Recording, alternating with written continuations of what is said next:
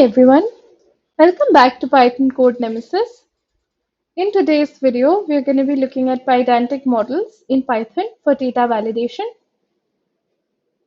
In the world of Python programming, efficient data validation and parsing are crucial for building robust applications. Pydantic is a powerful library that simplifies data validation, parsing, and serialization. In this video, we will unravel the concepts of Pydantic models, explore their usage, and demonstrate how to override them to fit your specific needs, something which I had to use in my work. Understanding Pydantic models. At its core, a Pydantic model is a class that inherits from Pydantic.base model.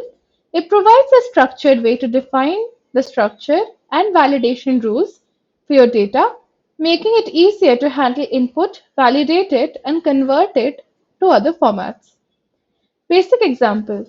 Let's start with a basic example. Imagine you're building an application that handles user registration.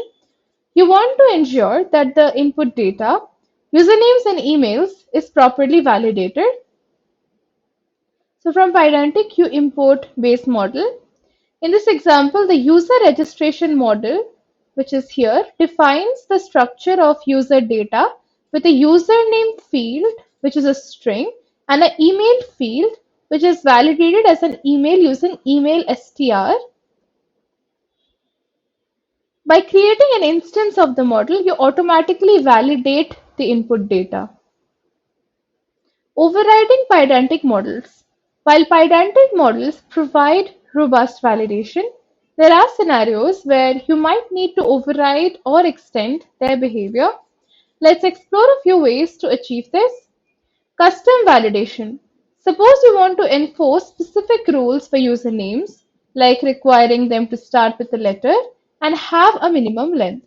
You can achieve this by adding custom validation methods to the model. From Pydantic, import base model, email string, and validator. In this example, the validator decorator is used to define a custom validation method for the username field.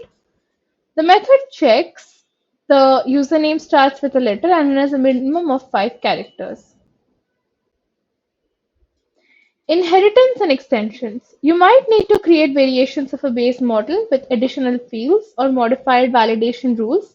In such cases, you can create new classes that inherit from the base model.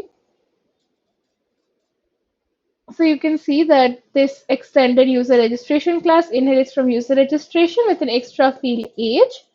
So this user data with age will be validated with this class. So it already expects username and email because it inherits from this user registration class.